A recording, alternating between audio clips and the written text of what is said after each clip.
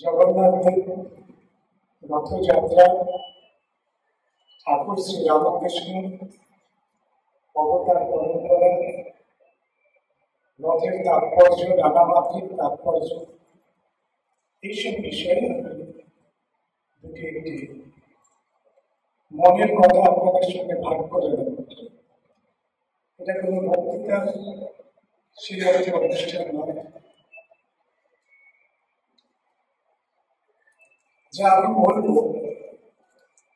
তার একটা প্রাথমিক রূপরেখা আপনাদের আগে দিয়ে দিই, যে কোন কোন বিষয়ে আমি বলতে চলেছি। যে বিষয়টাতে বিশেষ করে জোর দেব অন্যান্য তথ্যের সঙ্গে, সেটা হচ্ছে বিষ্ণু তত্ত্ব, শ্রীরাম, শ্রীকৃষ্ণ, শ্রী চৈতন্য মহাপ্রভু থেকে শ্রীরামকৃষ্ণ পর্যন্ত, অর্থাৎ বিষ্ণু তত্ত্ব থেকে শ্রীরামকৃষ্ণ মধ্যবর্তী এই যে অবতার পরম্পরা, তাদের ভিতরকার যে যোগসূত্র, যে অভিন্নতা, যে অদ্বৈততা, তার সঙ্গে রথের যে যোগাযোগ, এই বিষয়টা আমরা বিশেষ করে বুঝব। এবং আমাদের জীবনে রথের কি তাৎপর্য, জগন্নাথ কি বার্তা আমাদের জীবনে দেয়, রথযাত্রা আমাদেরকে কোন আধ্যাত্মিক সত্যের দিকে নিয়ে যায়, কোন কোন কথা গোটা জগন্নাথ সংস্কৃতি। আসলে জগন্নাথ শব্দটি বললে আমরা কখনো শুধু জগন্নাথকে প্রকাশ করি, কখনো শুধু রথকে প্রকাশ করি। আসলে বিষ্ণু তত্ত্ব থেকে এই রথযাত্রা জগন্নাথ এবং জগন্নাথের ভক্ত মিলে একটি বিরাট চেতনার বলয় এবং একটি বিরাট সংস্কৃতি মন্ডল, কালচার কমপ্লেক্স রয়েছে। এই গোটা বিষয়টাকে আমরা একটু বুঝে নেওয়ার চেষ্টা করি। জগন্নাথের রথ তিনটি, সবাই জানি জগন্নাথের রথ তিনখানি রথ আছে। তার মধ্যে জগন্নাথের রথ হচ্ছে নন্দী ঘোষ।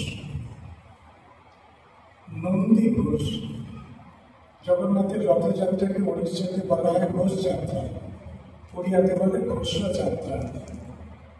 নন্দী ঘোষ এই নামকরণটি কেন? নন্দী ঘোষ নাম আপনারা সবাই জানেন, কিন্তু এই নামকরণের পিছনে একটি কারণ রয়েছে। শ্রী রামচন্দ্র যখন যুদ্ধে যাচ্ছিলেন রাবণের সঙ্গে, তখন শিব রথ পাঠিয়েছিলেন তার এক অনুচরকে দিয়ে, তার নাম নন্দিকেশ্বর। এই নন্দী শব্দটি ঘোষ যাত্রা, নন্দী ঘোষ, এর সঙ্গে একটা সম্পৃক্ততা তৈরি হয়েছে। আমি শুধু যে কথাটা স্মরণে রাখতে বলেছি, যে রথের সঙ্গে শ্রীরাম, ভগবান শ্রীরাম, তার একটি যোগসূত্র আছে। কারণ জগন্নাথের রথকে দেখার আগে এই বিষয়গুলো আমরা দেখব। বলরামের রথ তালোধ্বজ। তাল শব্দটির একটি অর্থ হচ্ছে আয়না, মিরার। আগে দেখবেন আপনারা পুরোনো দিনে একটা মিটার সার্ভিসের উপরে মুখ দেখা হতো, আয়না। তিনি আয়নায় জগৎ পর্যবেক্ষণ করছেন, জগৎকে দর্শন করছেন। এই যে তালোধ্বজ, তাল শব্দটি সেখান থেকে এসেছে। এই যে দর্পণ শব্দটা আমাদের কাছে নানান রকমের সাংস্কৃতিক আধ্যাত্মিক মাত্রা নিয়ে এসেছে। এই সূত্রে আমি শুধু স্মরণ করব চৈতন্য মহাপ্রভুর একটি কথা, একটি শব্দ আপনাদের সবার কানে আছে, চেত দর্পণ মার্জনম। যে আমাদের চেতনার দর্পণকে মার্জন করতে হবে, পরিমার্জন করতে হবে, ক্লিন করতে হবে। তার মানে দর্পণ একটা আমাদের মধ্যে আছে। যারা সুফি, বিশেষ করে বেদান্ত ভাবনার সঙ্গে সুফি ভাবনার গভীর সাদৃশ্য আছে। সুফিরা কোথায় দর্শন করে? কল্প। এটা একটি আয়না, দর্পণ। আপনারা দেখুন এই দর্পণ শব্দটা কোথাও একটা সুফি ফিলোসফিতে প্রধানত জগন্নাথ সংস্কৃতিতে চৈতন্য মহাপ্রভুর ভাবনায় একাকার হয়ে গেছে। দর্পণে আমরা দেখব, কাকে দেখব, কিভাবে দেখব, এগুলো তো অনেক প্রশ্ন, কিন্তু আমাদের দেখার ক্ষেত্রে দর্পণ সুভদ্রার রথ, দেবী সুভদ্রার রথ, দর্পদলের নাম দর্পণ ভজনা। মা তো তিনি, আমরা দেবী সুভদ্রার যে তাত্ত্বিক উপস্থাপনা আমরা দেবী ভাগবতে করেছি, শ্রী শ্রী চণ্ডীতে করেছি, যে ইয়া দেবী সর্বভূতেষু মাতৃরূপেণ সংস্থিতা। এই যে মাতৃতত্ত্ব, মূলে শক্তি তত্ত্ব, এই শক্তি তত্ত্ব জগন্নাথ বলরাম সুভদ্রায় ভগিনী রূপে অবস্থান করছে। আমরা শক্তি তত্ত্বকে মাতৃরূপে দেখেছি, কিন্তু শক্তি তত্ত্বের যদি ভগিনী রূপ দেখতে হয়, আমাদের জগন্নাথ বলরাম সুভদ্রাকে দেখতে হয়। এবং সেখানে স্কন্দ পুরাণের সাক্ষ্য অনুসারে দেবী সুভদ্রা, মা সুভদ্রা, তিনি ত্রিলোকেশ্বরী, সর্বলোক জননী, সর্বলোক জননী। এই সুভদ্রা তত্ত্বে তিনি পদ্মে বিরাজ করেন, কমল পদ্মে বিরাজ করেন। এই যে পদ্ম শব্দটা তার যে বানা, অর্থাৎ উপরের যে পতাকা, সেই পতাকা হচ্ছে পদ্মধ্বজ। এই গেল আমাদের রথের, তিনটি রথের নামকরণ সম্পৃক্ত খুব সংক্ষিপ্ত টিকা। এবারে আমরা দুটো শব্দ একটু বলব, যে রথ এবং বিষ্ণুর অবতার লীলা। রথ এবং বিষ্ণুর অবতার লীলা, আমরা চারটি নাম বেছেছি: রাম, শ্রীরামচন্দ্র, শ্রীকৃষ্ণ, শ্রী জগন্নাথ, শ্রী চৈতন্য এবং পরিশেষে শ্রী রামকৃষ্ণ। প্রত্যেকে অবদান পুরুষ, প্রত্যেকে আমাদের আধ্যাত্মিক, আমাদের চেতনাকে আধ্যাত্মিক চেতনায় করেছে, দিশায় পরিচালনা করেছেন। রথের সঙ্গে কি সম্পর্ক একটুখানি আমরা বুঝে নিই। শ্রীরামচন্দ্র রথে চড়ে যুদ্ধযাত্রা করেছিলেন এবং রাবণকে তিনি বধ করেছিলেন। তার মানে শ্রীরামচন্দ্রের যে রথ, সেই রথ যুদ্ধার্থে তৈরি, এবং তিনি নিজে যোদ্ধা, তিনি নিজে যোদ্ধার ভূমিকা এবং রাবণ বধ করেছিলেন। পরবর্তী যিনি অবতার ভগবান শ্রীকৃষ্ণ, তিনিও একটি রথের সঙ্গে যুক্ত, এবং সেটা কুরুক্ষেত্রের দুই সৈন্যের মাঝখানে সেই রথটিকে আমরা দেখছি। ভগবত গীতা পড়লে আমরা দেখতে পারি, জানতে পারি যে অর্জুন ভগবান শ্রীকৃষ্ণকে বলছে যে একটু দুই সৈন্যের মাঝখানে রথ স্থাপন করে, সে নয়োরূপয়ের মধ্যে রথম স্থাপয়া বিরাজত।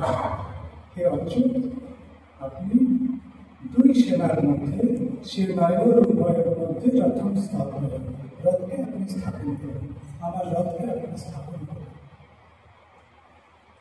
শব্দটা রথম।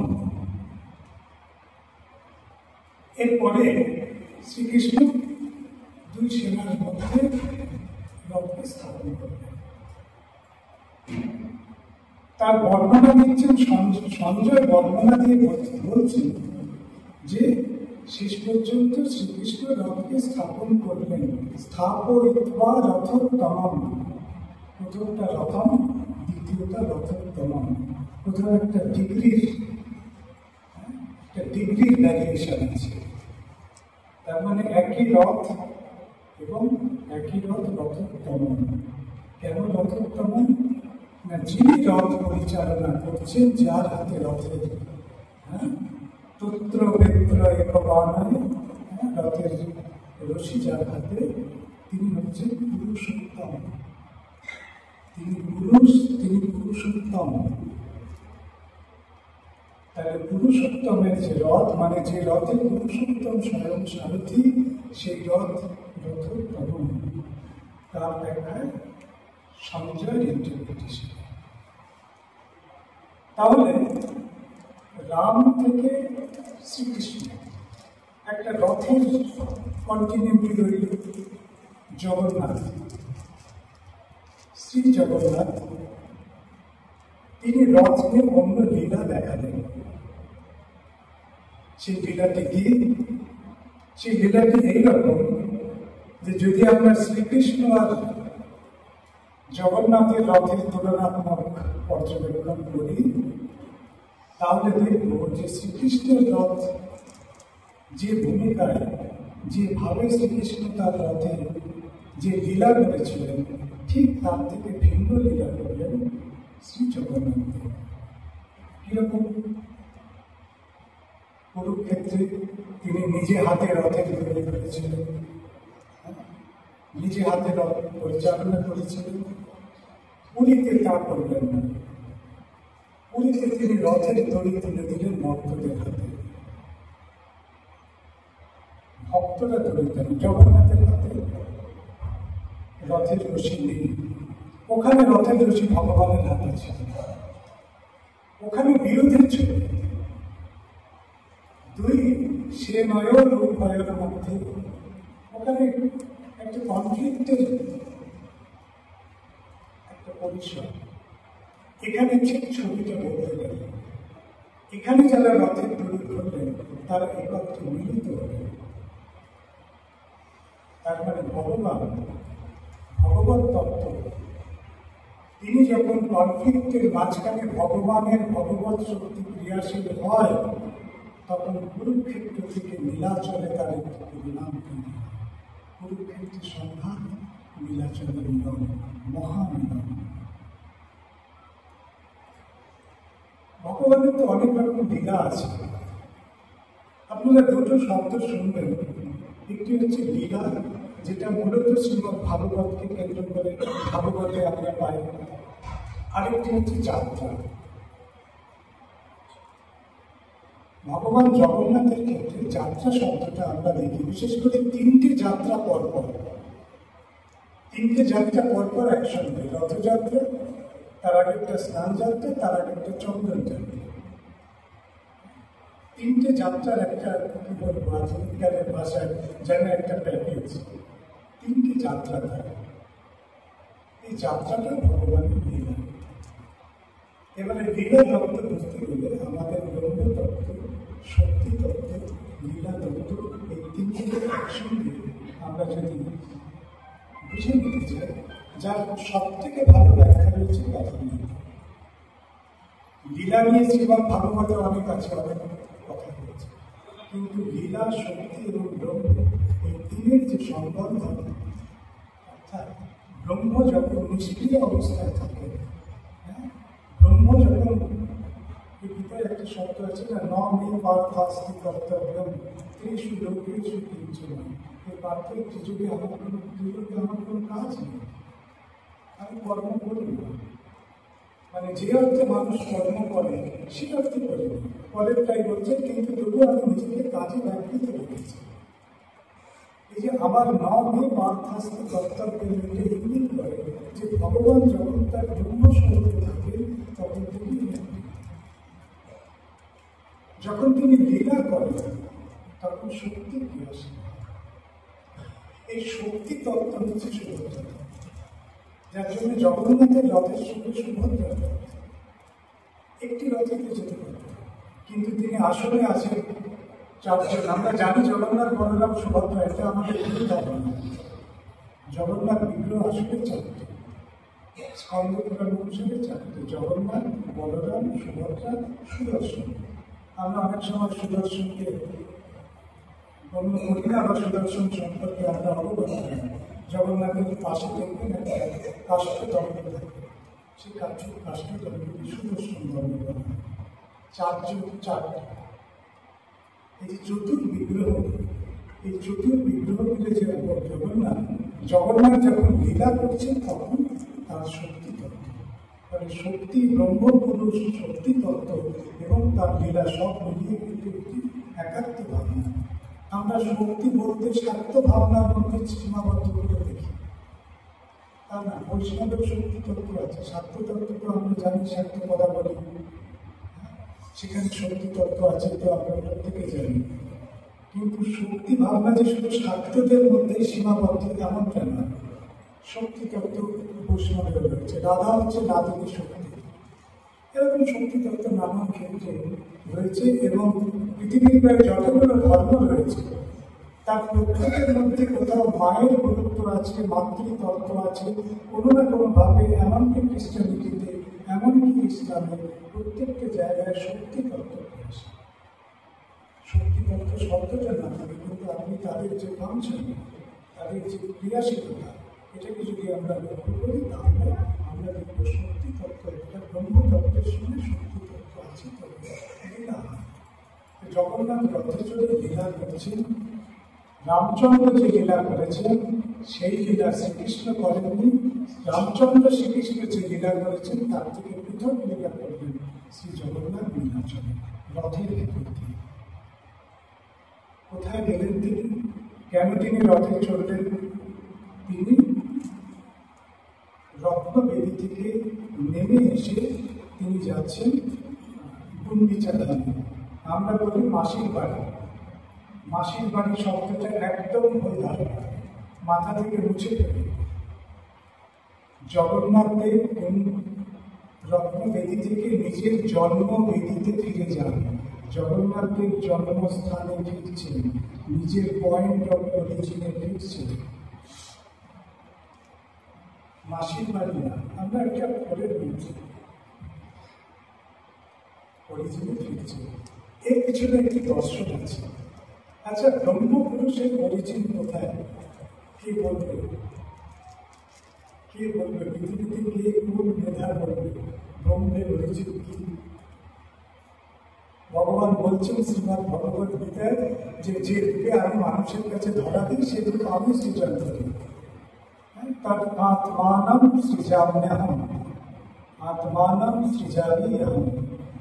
যদা যদা ধর্মস্য গ্লানির্ভবতি ভারত, ওই শ্লোকের শেষ হচ্ছে যে তার আত্মানম সৃজামি অহম, আমি নিজেই নিজেকে সৃজন করি।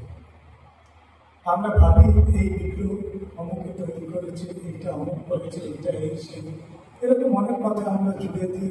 ভগবানের নামের সঙ্গে নিজের নামটা জুড়ে একটু নিজেকে আনন্দিত বোধ করি।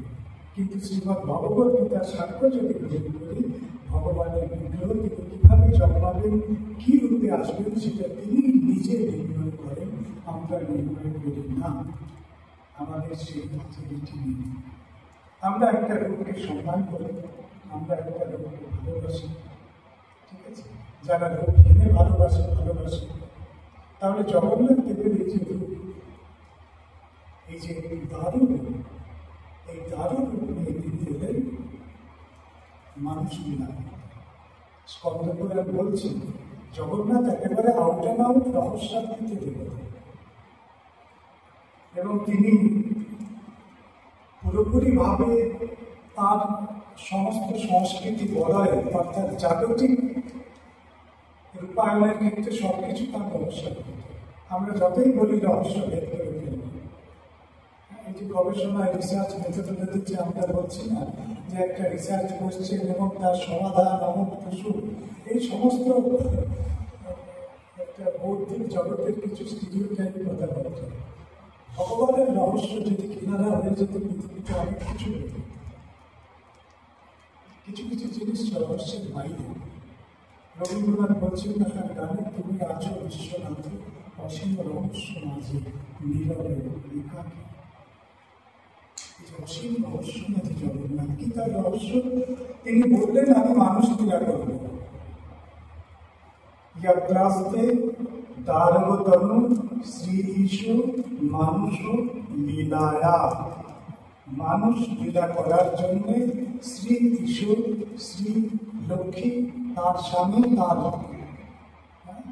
তিনি মানুষ লীলা করার জন্য অবতীর্ণ হলেন। কি রূপে? দারুণ। কি আপনি আমি এর সমাধান করব? তিনি করবেন মানুষ লীলা, এলেন দারুশরীর নিয়ে। শ্রীরামচন্দ্র একটা গোটা মানুষ, হাত পা আছে, চলাচল করেন, আমরা বুঝি। শ্রীরামকৃষ্ণ তার একটা মানুষের মতো কর্ম আছে, আমাদের বোধের মধ্যে ধরা যায়, কিন্তু তার মধ্যে তিনি মানুষকে লাগিয়েছেন। মানুষ ভাবনার এত বড় সম্মান, এত বড় স্বীকৃতি শ্রী জগন্নাথ সংস্কৃতিতে রয়েছে যে তিনি মানুষের জীবনকে নির্বাচন করেছেন। এবং মানুষ লীলা করবেন বলে মানুষ রূপে এলেন না, দারুণ রূপে এলেন।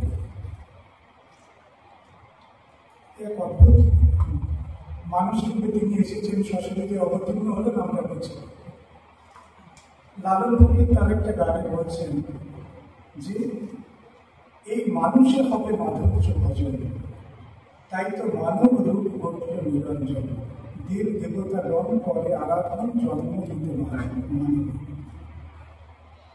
দেব দেবতাগণ তারাও মানুষ রূপে মানব শরীরে জন্ম নেওয়ার জন্য তারা আরাধনা করে। আসলে জগন্নাথ তত্ত্ব যদি আমরা দেখি, সেই জগন্নাথ তত্ত্বের মূল বিষয় মানুষ, মানুষের জীবন, মানুষের জীবনের মহত্ব। কোন মানুষ? আমরা মানুষ মানে আমরা অনেক রকম অর্থে মানুষের। আমি দুটো শব্দ শুধু বলবো যে এক মানুষ, এক আমি। ধরুন আমি আমার দিকে আলো দিয়ে বলছি, আমাকে ইঙ্গিত করে বলছি। এক আমি কিছু সামাজিক কিছু প্রতিবাদ, কিছু আন্দোলন, কিছু কর্মধারা এই রয়েছে। এই যে আমি, এই আমি হচ্ছে সোশ্যাল ম্যান। আরেক আমি, যে আমি যদি মনে করি যে আমি কোনো চৈতন্য, তিনি বিপুল চৈতন্য, তার মধ্যে যে অংশ আমার মধ্যে সেই অংশ রয়েছে, তিনি আর আমি মানে মূলীভূত যে বস্তু, সেই বস্তুতে তিনি বিরাট আমি অংশ, কিন্তু গুণগতভাবে এই যে আমি, এই বোধ হচ্ছে স্পিরিচুয়াল ম্যান। যে মানুষ স্পিরিচুয়াল ম্যান, সেই স্পিরিচুয়াল ম্যানকে শ্রী জগন্নাথ সংস্কৃতি সব থেকে বড় সম্মান দিয়েছে। এই জন্য তার মানুষ লীলা। কেন জগন্নাথের মানুষ হয়েছে? কদিন আগে একটা জগন্নাথ নবযৌবন এসে তিনি অলরেডি জন্মস্থানের পথে রয়েছেন, মধ্যপথে রয়েছেন, বিকেলের দিকে পৌঁছেন। 108 ঘোড়া জল, 108 ঘোড়া ওই কূপের ঠান্ডা জল আপনার আমার মাথায় ঢাললে কি হবে? অবধারিত ভাবে জল হবে। জগন্নাথের জলে আক্রান্ত হন। কার জীবন? আপনার আমার জীবন। এই যে জগন্নাথ মানুষ লীলা করছেন, কথাটার তাৎপর্য কি? আপনার আমার জীবন। আপনার আমার জল হলে কি হবে? অবভিয়াসলি আমরা একটা আলাদা ঘরে থাকবো, আমাদের জন্য আলাদা চিকিৎসা হবে, আলাদা খাবার দাবার হবে, দরকার হলে কোয়ারেন্টাইন হবে। এখনকার শব্দ জগন্নাথ সংস্কৃতিতে বহু আগে থেকে এই জিনিস ছিল। শব্দটা আমরা ব্যবহার করি, কিন্তু কোয়ারেন্টাইনের যে কনসেপচুয়াল বেসিস, সেটা জগন্নাথ সংস্কৃতিতে বহু আগে দেখেছে। দেবতা তিনি অন্যভাবে চলেছেন, একেবারে বন্ধ একা, সেখানে তার সেবক ছাড়া কেউ জানে না। তারপরে তিনি সুস্থ হবেন, সুস্থ হয়ে গেলে ভালো জামা কাপড় করবেন, তারপরে মনে হবে যে একটা গাড়ি কেনা হয়েছে বা একটা ওরা ভাড়া করে মাসিক করে, পিসির করে, দিদির করে যায়। তার জীবন কার ভালো মানুষের। এই জন্য লালন ফকির যে বলছেন যে এই মানুষের হবে মাধুর্য ভজন, তার মানে মানুষের জীবনের যে মাধুর্য, এই মাধুর্য জগন্নাথ আশ্বাস করতে চায়। আমরা জানি যে মানুষ শব্দটা নিয়ে আমাদের অনেক বৌদ্ধিক প্রশ্ন মাথাচাড়া দিবে, কিন্তু আমি একটা কথাই বলব, যদি কোথাও মানব জীবনের, মানুষের সঙ্গে ঈশ্বরের সম্পর্কের যে আধ্যাত্মিক রস যদি কোথাও থেকে থাকে, তো মানুষের মধ্যে আছে।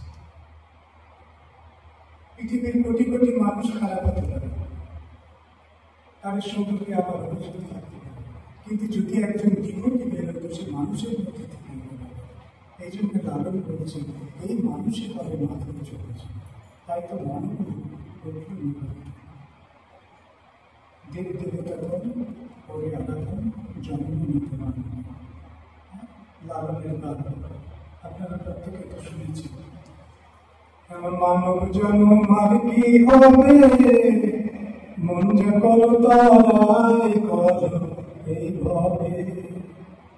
অনন্তর সৃষ্টি করলেন সাই শুনি, মানবের উত্তম কিছু নাই।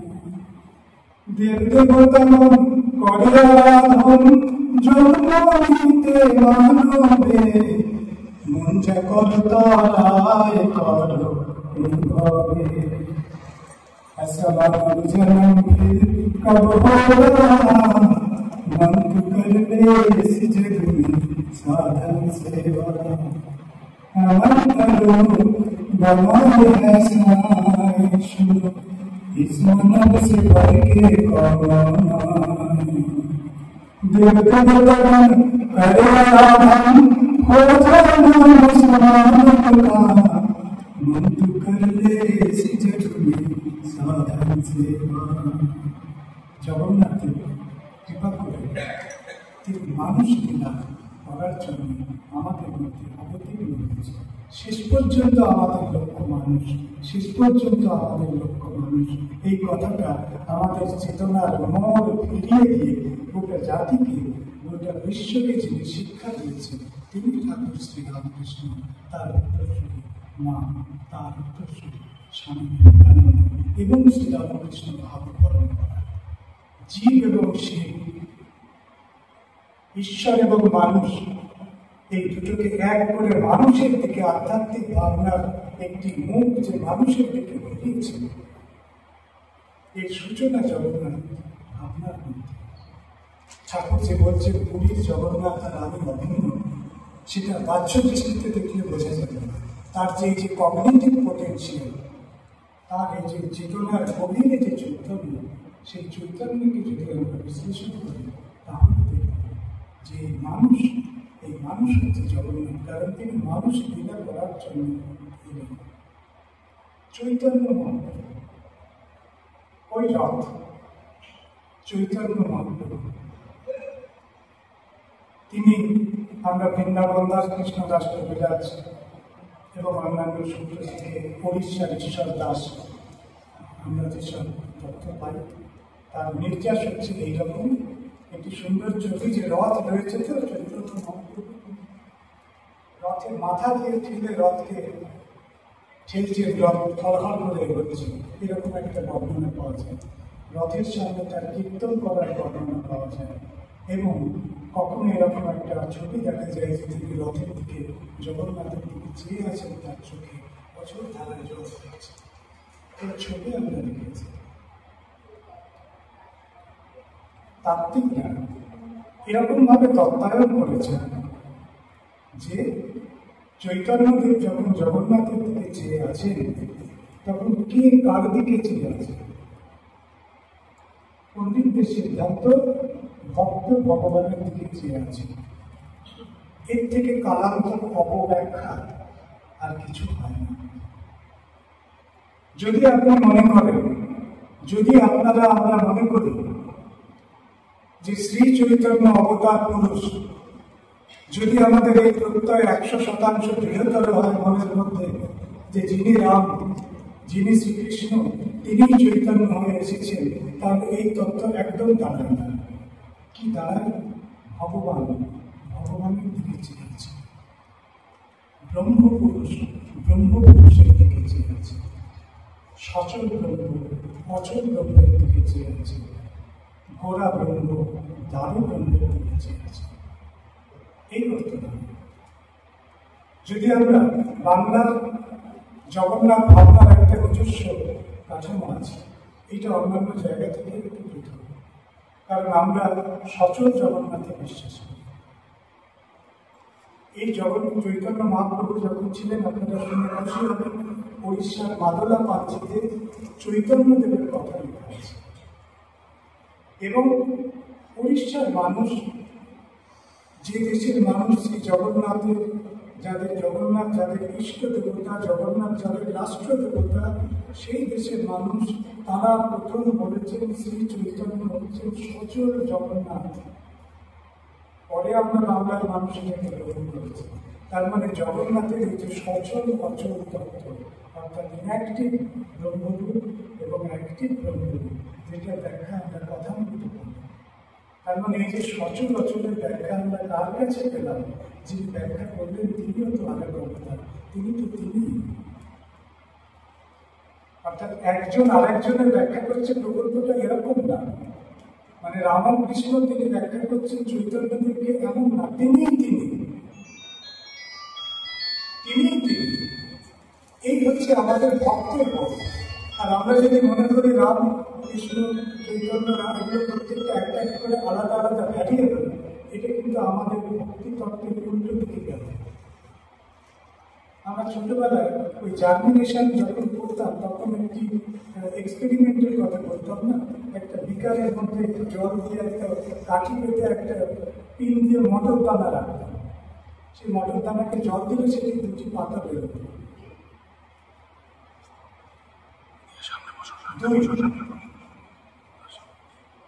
পাতা দুই, পত্র দুই, কিন্তু যে চারাটি হতো সেটি এক। তার মানে দুই আর এক, এই দুটোর ইন্টারপ্রিটেশনের যে ভঙ্গি, এই ভঙ্গি যদি ডিফার করে যায় আমাদের জগন্নাথ বোধও ডিফার করে যাবে। আমরা যদি দুইকে দেখি আমরা দ্বৈতকে দেখছি, আর আমরা যদি একটি মটর গাছকে দেখি তাহলে আমরা এককে দেখছি। এবারে বিষয় হচ্ছে আমরা জগন্নাথকে দেখবো কোন দৃষ্টিতে। এখানে একটু আমাদের বেদান্তের সাহায্য লাগবে। ভগবানের তো বহু পশ্চিমে পার্থ রূপানি শতাশো অষ্টাশস্ত্রশ নানা বিধানি দিব্যানি নানা বর্ণাকৃতি নিচে। তুমি দেখবে বলছো অর্জুন দেখো, তারপরে অর্জুন বলছে আমি তো কিছুই দেখতে পাচ্ছি না, বলছে দেখতে পাবো না। দিব্যম দদামি তো চক্ষু, তোমাকে আমি দিব্য চক্ষু দান করছি। কিন্তু মূল কথাটি যেটা সেটি একটু ইম্পর্টেন্ট। শতাশো অথবা সহস্রশ, এই শত সহস্র রূপের মধ্যে তুমি কাকে দেখবে? পশ্চিমে পার্থ, আমাকে দেখো। হ্যাঁ, মাম একম শরণম ব্রজ, এই যে একম, এই একমকে বুঝতে গেলে আমাদের একটু বেদান্তের লজিকে প্রত্যয় রাখতে হবে। এক যোগ এক ইজিক্যাল দুই, এটা ম্যাথমেটিক্যাল লজিক, এটা পৃথিবীতে দরকার, প্রয়োজন। সেটা মানুষের বৌদ্ধিক চিন্তার অনেক বিকাশ। আজকে মানুষ চাঁদে মঙ্গলে নানান জায়গায় যাচ্ছে আঙ্কিক বিজ্ঞানের উন্নতির জন্য, কিন্তু আধ্যাত্মিকতার প্রশ্নে আমি যদি মনে করি 1+1+1 ইজিক্যাল টু 1, এটা হচ্ছে বেদান্তের কাছে। কারণ সমস্তটাই তো ব্রহ্ম, ব্রহ্মের বাইরে তো আর কিছু নেই। এক হিসেবে আপনি আমি আর যা কিছু তার আলাদা কোনো এক্সিস্টেন্স দাঁড়াচ্ছে না। একম, একমাত্র তিনি আছে, তার বাইরে কিছু নেই। তাহলে এই যে একত্ব ভাবনা, এই একত্ব ভাবনায় আমরা যদি দেখি তাহলে এই যে বিষ্ণু তত্ত্ব থেকে শুরু করে শ্রীরাম, শ্রীকৃষ্ণ, শ্রী চৈতন্য, এমনকি শ্রী রামকৃষ্ণ পর্যন্ত কেউ আলাদা নয়, কেউ আলাদা আলাদা দোষ আমাদের। আমরা সব এক একটা হিস্টোরিক্যাল ইন্টারপ্রিটেশন করে এই করে সেই করে এমনভাবে অবতার ভাবনাকে কমিউনিটির মতো পিস করেছে, একটা পিস বের করে দিলাম, এটা চৈতন্য মহাপ্রভু, এটা রামকৃষ্ণ। আসলে আমাদের এই অখণ্ড চিন্তাটা রাখতে হবে। যার জন্য একটি শব্দ আপনাদের মনে করবে, অখণ্ড মণ্ডলাকারম। এই যে অখণ্ডতার বোধ, জগন্নাথ সংস্কৃতি আমাদের সেই অখণ্ডতার বোধের দিকে নিয়ে যায়, এবং এটা আমাদেরকে শিখিয়েছেন ঠাকুর শ্রীরামকৃষ্ণ। শ্রীরামকৃষ্ণের সঙ্গে রথের একটি সম্পর্ক রয়েছে। আপনারা জানেন মাহেশ রথে তিনি গিয়েছিলেন বলরাম বসুর বাড়িতে, এসব খবর আপনাদের কাছে আছে। বিষয়টা হচ্ছে যে তিনি রথে চেপে রামের মধ্যে যুদ্ধ করলেন না, তিনি রথে চেপে দুই যোদ্ধা সৈনিকদের মাঝখানে এলেন না, তিনি রথে বসে যেভাবে নীলাচলে লীলা করেছিলেন সেই লীলাও তিনি করলেন না, তিনি নিজে এবার রথের দৌড়ে ধরলেন। আর কি করবে? রথের সামনে উদ্দণ্ড কীর্তন, উদ্দণ্ড সে বিখ্যাত গান, যাদের গরিব গরিবে নয়ন জুড়ে তারা দুঃখ এসেছে। যখন তিনি কীর্তন করছেন তখন মনে পড়ে না চৈতন্য মহাপ্রভুর কথা। সেই তো তিনি নীলাচলে কীর্তন করেছিলেন রথের সামনে, তিনি এবার রথের রশি ধারণ করেন। তাহলে যে অবতার পুরুষ তারা বারবার লীলা করেন। একটি কথা বলা হয় শ্রীমদ্ ভগবত গীতায় যে সম্ভব আমি জুড়ে জুড়ে। আমরা যদি অবতার তত্ত্ব, বিশেষ করে আমি এই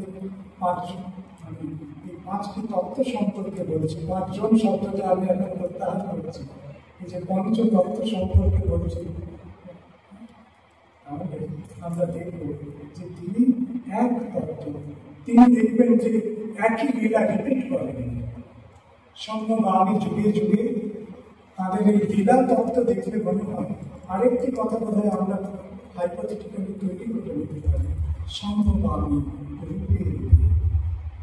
এবং যত রূপে অবতীর্ণ হয়েছে তত রকম লীলা করেছেন তারা।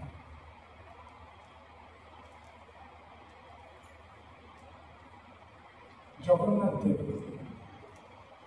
আচ্ছা একটা কথা বলবো, আমরা অনেক শাস্ত্রের অনেক ব্যাখ্যা আমরা সবসময় থিওরিটিক্যাল ব্যাখ্যার মধ্যে করেছি, কিন্তু শাস্ত্রের বহু ব্যাখ্যা আমাদের যে রিচুয়ালগুলো আছে সেই রিচুয়ালের মধ্যে তার এক্সপ্লেনেশন আছে, ইন্টারপ্রিটেশন আছে।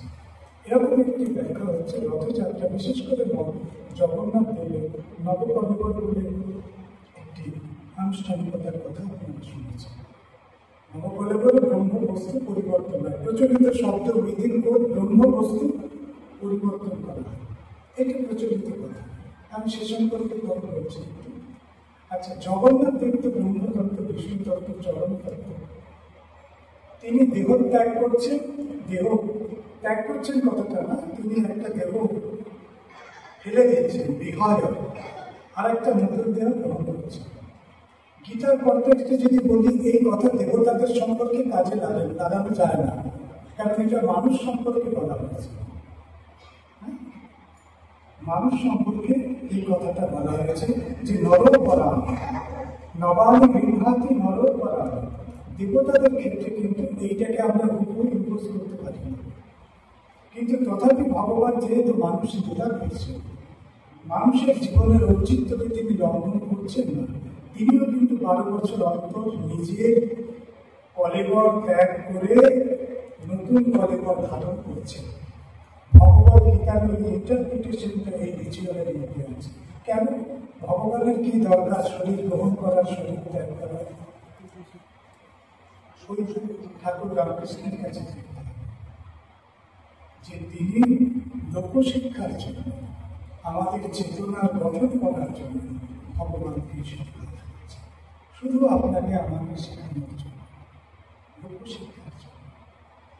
এবং এই লোকশিক্ষার সঙ্গে আমাদের অবতার তত্ত্ব আছে, গুরু তত্ত্ব রয়েছে, কথা বলতে সঙ্গে সেইগুলো তত্ত্ব সংযুক্ত হয়ে রয়েছে। তো আমরা তাহলে দেখতে পাচ্ছি যে ঠাকুর শ্রী রামকৃষ্ণের কথা কিন্তু আমরা বিশেষ করে বুঝিনি। আমরা জগন্নাথ সম্পর্কে বলতে গিয়ে সচল জগন্নাথ, অচল জগন্নাথ, আমাদের জগন্নাথ গবেষণা ওইখানে এসে আটকে যায়, তারপরে আর ঠাকুর শ্রী রামকৃষ্ণ পর্যন্ত আসে না। আমার মনে হয় এই গ্যাপটা একটু আগামী দিনে আমরা নিশ্চয়ই দূর করে নিতে পারবো, ঠাকুর আমাদের নিশ্চয়ই কৃপা করবেন। তো সেটা কি না, অবতার তারা পরিবর্তন করে করে আসে, এক রূপে আসেন না, যার জন্য ভগবানকে আমি চিনতে পারি না। ওনার সঙ্গে আমার দেখা হলো রেল স্টেশনে, উনি পাজামা পাঞ্জাবি পরে আছেন, কি দাদা কেমন আছেন, খুব ভালো। হ্যাঁ, ওনার শরীরের সঙ্গে, ওনার ফিজিক্যাল লুকআপের সঙ্গে পাজামা পাঞ্জাবি রয়েছে। এয়ারপোর্টে দেখলাম উনি টাই করে, দেখে তো আর ভালো করে চিনতে পারলাম না, রূপ বদল করে আসে। এই যে ভগবান বেশ বদল করে করে আসে, আমাদেরকে একটু পাজল করে দেয়। কিন্তু যে ভক্ত, তার চোখে ভগবান আঁকি নিতে পারে, ভক্তের চোখে ভগবান আঁকি নিতে পারে, এই কথা। কিন্তু সেই ভক্ত খুব চট করে হওয়া যায় না। হ্যাঁ, বহু নাম জন্ম নাম আনতে বহু জন্মের সাধনার পরে একজন কিছু সেরকম কেউ হতে পারে। কিন্তু এই যে 10 অবতার থেকে চৈতন্য রূপ, এই যে চৈতন্য রূপ যিনি আমাদের চৈতন্যের নাম সংস্থাপন করেছিলেন, সংস্থাপন করেছিলেন, স্থাপকাচ ধর্মস্য সর্বধর্ম স্বরূপিণী, যিনি এই যার সম্পর্কে এই কথা বলা হয়েছে তিনি তো চৈতন্য রূপে আমাদের চেতনার মধ্যে সেই নামের সংস্থাপন করেছিলেন। মহাপ্রভু কি কেউ বলে বৈষ্ণব ধর্ম প্রচার করেছেন, কেউ বলে এই করেছেন, কেউ বলে ওই, নানান রকম ইন্টারপ্রিটেশন আছে, কিন্তু তিনি দিয়েছিলেন প্রেম আর দিয়েছিলেন নাম, তার মাধ্যম ছিল কীর্তন। একজন অবতার যিনি শুধু গান গাইবেন বলে, নৃত্য করে গান গাইবেন বলে, কীর্তন দিয়ে মানুষকে হরিনাম বিলাবেন বলে জন্মগ্রহণ করেছেন। এই যে চিন্তার পুনর্গঠন, চিন্তার পুনর্গঠন, রিক্রিয়েশন অফ কনসাসনেস। পুরীতে কি বৃক্ষ আছে? কল্পবট। কি বৃক্ষ আছে? কল্পবট। তিনিই তো তিনি দক্ষিণেশ্বরে কি বৃক্ষ হলেন? কি হলেন? কল্পতরু। কল্পতরু কি উঠে এলো? তোমাদের চৈতন্য হোক, ওই পরম্পরা, ওই অ্যালাইনমেন্ট, ওই কৃষ্ণ চেতনা থেকে ঠাকুর শ্রী রামকৃষ্ণ পর্যন্ত এই যে স্পিরিচুয়াল কনসেপচুয়াল অ্যালাইনমেন্ট, এই যে আধ্যাত্মিক চিন্তার এই যে অক্ষরেখা, এই অক্ষরেখা এসে মিশেছে ঠাকুর শ্রী রামকৃষ্ণ পর্যন্ত। এই গোটা বিষয়টাকে যদি আমরা না বুঝি, আমরা যদি রামে এসে আটকে যাই, আমরা যদি কৃষ্ণে এসে থেমে যাই, আমরা যদি চৈতন্য এসে থেমে যাই, আমাদের অন্বেষণের কাজ, রিসার্চের কাজ অপূর্ণ থাকে, পূর্ণ হবে না। এটা তো একটা কন্টিনিউটি, এটা তো একটা পরম্পরা। এবং পরম্পরা প্রাপ্তম, পরম্পরা শব্দটা আছে টেস্টমেন্ট ভগবত গীতায়। তাহলে এই যে কন্টিনিউটি, এই কন্টিনিউটিটাকে আমাদের মাথায় রাখতে হবে। কোথাও গিয়ে থেমে যায় না, কোথাও গিয়ে শেষ হয়ে যায় না। এই যে বিষয়, এই বিষয় নিয়ে আমি এবার পরে একটু দুটি অন্য কথা আপনাদেরকে একটুখানি বলি। যে রথ তত্ত্ব, রথের যে তত্ত্ব, অনেক রকম তত্ত্ব ভাবনার নিয়ে রয়েছে। তার মধ্যে একটি কথা হচ্ছে আমরা যেটা পাচ্ছি যে আত্মা নাম রথি নাম ব্যক্তি শরীর রথা। আমি আপনাদেরকে একটা গল্প বলি। গল্প মানে আমার জীবনের বাস্তব ঘটনা। আমি ঝাড়গ্রামের একটি আশ্রমে, ছোট আশ্রমে জগন্নাথের রথের সাথে করতে গিয়েছিলাম। পশ্চিমবঙ্গের কোথায় কোথায় রথযাত্রা হয়, সেখানে একটি আশ্রমে রথযাত্রা হবে জেনে আমি সেই আশ্রমে দিয়েছি। দেখছি যে জগন্নাথ দেবকে রথে বসানোর পরে বসাতে না বসাতে সঙ্গে সঙ্গে রথ থেকে বার করে নিয়ে তিনি কাঁধে করে নিয়ে পরিক্রমা করে। আমার কাছে একটু অবাক লাগে। তো সারাদিনের শেষে যিনি ছিলেন তিনি সন্ন্যাসী মানুষ, ওখানকার লোকাল তাকে আমি সেখানে দেখা হয়ে না করলাম, বাবা আমার একটু ছোট্ট জিজ্ঞাসা করছে, কি বলো? আমি আপনি জগন্নাথ দেবকে রথে বসানোর পরেই নামিয়ে নিলেন, এইটা কেন? আমার মাথায় তো আপনি প্রশ্ন করছি যে জগন্নাথ দেবকে রথে বসিয়ে রথ থেকে নামিয়ে নিল, আজকে জগন্নাথের এই রথে বসাটা তার ফান্ডামেন্টাল রাইট, এইসব লজিক আমার মাথায় রয়েছে।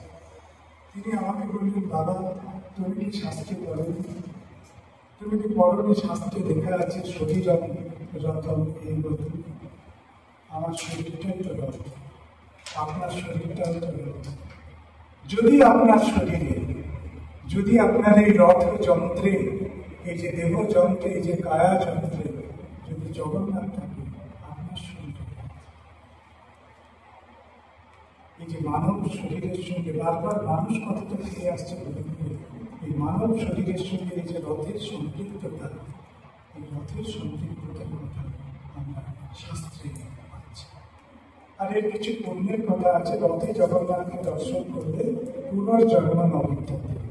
আমরা বারবার একটা জিনিস চাই, আমাদের যেন পুনর্জন্ম না হয়, পুনর্জন্ম আমরা যেন মুক্তি পাই, আমরা যেন তাঁর সঙ্গে তার কাছে সেখানে গিয়ে লীন হয়ে যেতে পারে, লীন হয়ে যেতে পারে। এই যে পুনর্জন্ম মাথাতে এই যে পুনর্জন্ম যদি আমাদের না পায়, এর জন্য কি করতে হবে? একটি কথা, শর্তহীন ভাবে ভক্তি যুগের সাহায্যে তার কাছে আত্মসমর্পণ করতে হবে। কিসের সাহায্যে? ভক্তি যুগের সাহায্যে। অনন্য নেই বা লোকে না মাম দেহাদান্তর উপাসতে। কাকে তিনি উদ্ধার করবেন? মা শারদা মা তিনি গিয়েছিলেন পুরীতে। গল্প আপনারা সবাই জানেন, অনেকে মাত্র জগন্নাথকে প্রদান করছে, ভাবছে সবারই বোধহয় মুক্তি হয়ে যাবে। মা বলছেন যারা শুদ্ধ চিত্তের মানুষ তাকে মুক্তি। ওই যে ভক্তি যোগ, ওই জায়গাটা হচ্ছে আসল কথা। ঠাকুর বলছেন বিশ্বাস, বিশ্বাস রেখে ভগবত গীতার খুব ভক্তি যুগের খুব সুন্দর করে লেখা আছে। গীতা তো গান করা হতো, এই জন্য নাম গীতা। গান করা হতো, শুধু তার একটা এখনো সংস্কৃত শাস্ত্রে যে ছন্দ আছে সেটা গানের ছন্দ, সঙ্গীতের সঙ্গে আমাদের খুব চলেছে, মানে এর সঙ্গে মানে গান এবং মানে চ্যান্টিংয়ের থেকে গানের ये तु सर्वाणि कर्माणि मयि सन्न्यस्य मत्परा अनन्येनैव योगेन मां ध्यायन्त उपासते तेषामहं समुद्धर्ता मृत्यु संसारसागरात् भवामि न चिरात् पार्थ मय्यावेशितचेतसाम् मय्येव मनः धत्स मयि बुद्धिं निवेशय निवसिष्यसि मय्येव अथवा भूर्धर्मसंशयः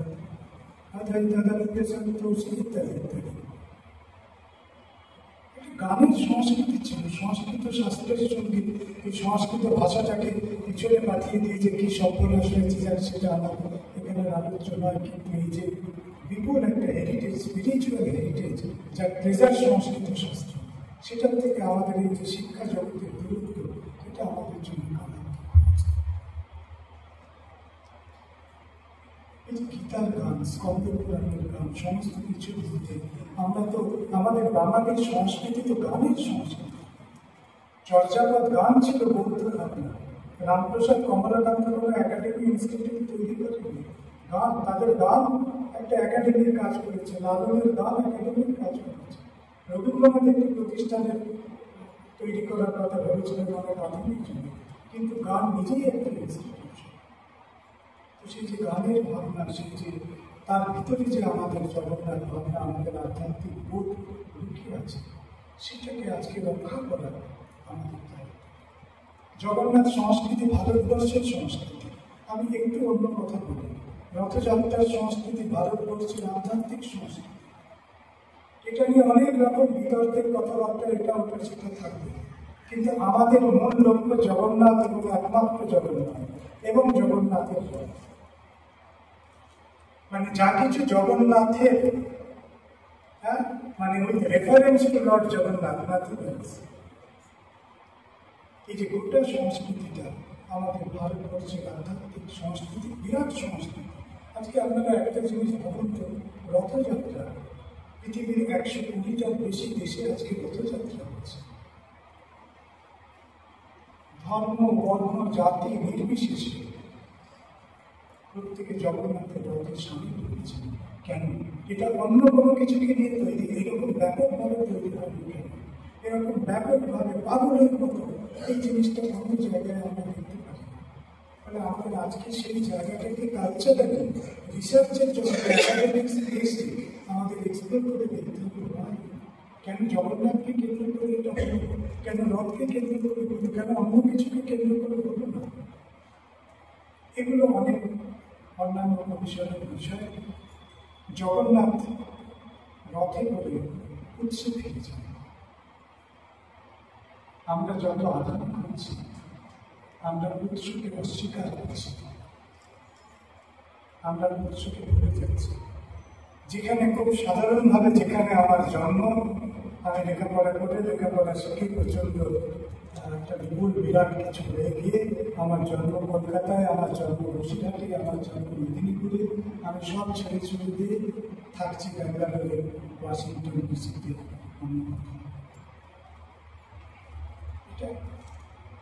সমাজের একটা ক্রাইসিস হয়ে দেখা দিয়েছে। আমি অনেকগুলো শহরে জগন্নাথের কাজ করতে গিয়ে দেখি শুধু মা বাবা একা, শুধু মা বাবা একা, আপনারা চোখে জল ধরে রাখতে পারবেন না। ছেলে কোথায়? ছেলে আমেরিকায়। ছেলে কোথায়? ছেলে জার্মানিতে।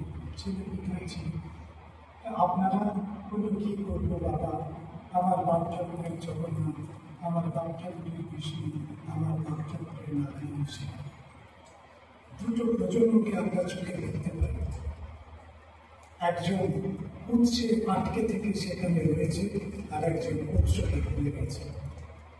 অ্যাডভান্সমেন্ট, ডেভেলপমেন্ট, এম্পাওয়ারমেন্ট জীবনে তার কি মানে তৈরি করে? এই প্রশ্নকে সামনে রেখে যখন আমরা জগন্নাথ সংস্কৃতিকে দেখি, স্বয়ং জগন্নাথ তিনি উৎসে ফিরে যান, জন্মভূমিকে অস্বীকার করেন না। জন্মভূমিতে তিনিও প্রতি বছর একবার ফেরেন, রিচুয়ালি মানুষকে শিক্ষা দেওয়ার জন্য। সাবধান, বি কেয়ারফুল।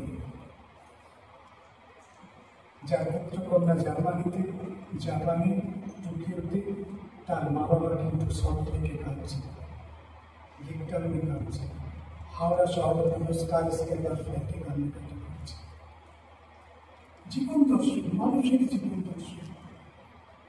ফিরে এসো, তোমার এই ফিরে আসার যাত্রাটা তো রথযাত্রা। যদি প্রতীক রূপে দেখো, তোমার এই প্রত্যাবর্তনটা রথযাত্রা।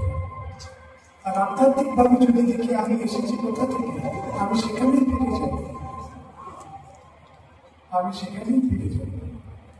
ফলে আধ্যাত্মিক চেতনার যে উৎস, সেই উৎসকে আমরা যেন সম্মান করি এবং আমাদের মধ্যে জগন্নাথ চেতনার, রথযাত্রা চেতনার এই বিষয়গুলো যেন আমাদের জীবনকে স্পর্শ করে, আমাদের জীবনকে রিচ করে। আমরা যেন সংস্কৃতি হারিয়ে কিছু না করি। জগন্নাথ দেব একদম আমাদের ধর্মীয় মাত্রা, বিষ্ণু তত্ত্ব এসব বাদ দিই।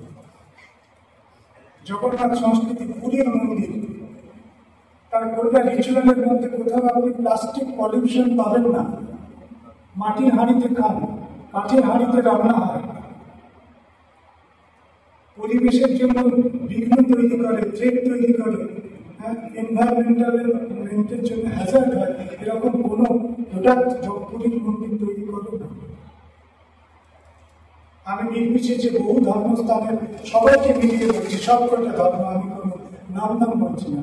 টন টন প্লাস্টিক ওয়েস্ট তারা প্রডিউস করছে। কিসের ধর্ম? মানুষের জীবনকে বিষণ্ণ করে কিসের ধর্ম? সে যে ধর্মই হোক, সে আপনার ধর্ম হোক, আমার ধর্ম হোক, যারই ধর্ম হোক, জগন্নাথ ধর্ম আমাদেরকে নতুন করে ভাবায়। ইচ্ছে করলে তো মাল্টিমিলিয়নিয়ার মানুষ আছে, একটা সোলারের রথ করে দিতে পারত। ইচ্ছে করলে তো জগন্নাথ সোনার হাঁড়িতে খেতে পারতেন, খাবেন না। জগন্নাথ দেবের যে রাজকীয় সাংস্কৃতিকতা, রাজকীয় সাংস্কৃতিকতা আছে।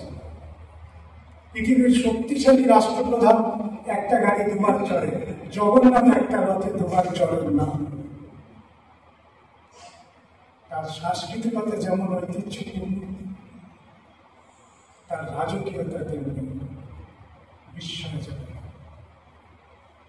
ফলে আমরা যেন আমাদের হারিয়ে যাওয়া সেই জায়গায়, সেই উৎসভূমিতে ফিরে আসতে পারি, যেখান থেকে আমাদের জন্ম। আধ্যাত্মিকভাবে আমরা যে তত্ত্বে বিশ্বাস করি, ইলাহা তত্ত্ব বা বিষ্ণু তত্ত্ব যাই বলি, আর আমরা যেন আমাদের এই রাজকীয় সংস্কৃতিকতা, ঐতিহ্যকে বজায় রাখতে পারি। আমি শেষ করব একটি ছোট্ট কবিতা করে জগন্নাথের প্রতি। জগন্নাথ নিয়ে অনেক গবেষণা করেছি, আমাদের আলোর প্রতি অনেক কিছু করেছে। জগন্নাথের গবেষক এই সে তাই। আমাকে অসমে একজন সাধু প্রশ্ন করেছিলেন, আপনি জগন্নাথ নিয়ে কাজে মনে করলেন, আপনি জগন্নাথ সম্পর্কে কি জানেন? আমার মহারাজ, আমি কিচ্ছু জানি না। সত্যি বলছি, আমি কিচ্ছু জানি না। যদি আমি তিনমাত্র জানতে পারতাম জগন্নাথ তত্ত্ব, আমি গবেষণায় আসতাম না। আমার গবেষণার দরকার হতো না। ফলে আমরা যত গবেষকের তকমা গায়ে জড়াচ্ছি, তত জানবেন ভিতরটা হয়তো বা জগন্নাথে না জানার একটা প্রবল শূন্যতা নিয়ে আমরা চলাচল করছি।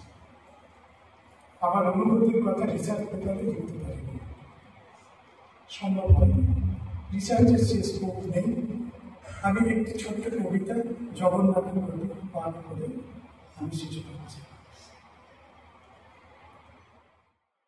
আষাঢ় দ্বিতীয়া পুলকিত হিয়া রথযাত্রা তিথি, পৃথিবীর পথে জগতের নাথ পদ্ম করেছে গতি, ত্যাজি আসন করেছে গমন প্রিয় গুরুটিছে ধাম, ভক্ত অযত গাহে অধিরত শ্রী জগন্নাথ নাম। বড় দাম্র বাটে যেতেছে সদা অমৃত বিতরণ, শঙ্খ চক্রী গদায়ধারী মহাভাব উৎসাহ। কোথাও আসে কোন পথে ভাই কে জানে হিসাব তার, দারু দেহ ধরি কবে নলন লাভ রহস্য বারবার। শক্তি রূপিণী ভদ্রা ভগিনী বলরাম শিব সাথে, গুপ্ত তত্ত্ব হয়েছে প্রকট আজ লীলাচল পথে। দেবতারাধ্য পুরুষোত্তম বেদ বেদান্ত সার, মায়াধারী তুমি মায়াহারী তুমি কত মায়া সংহার। মায়াময় পথে তোমার যাত্রা না আছে না আদি অন্ত, তব দর্শন সাধন কাঙ্ক্ষা ছিল অনন্ত।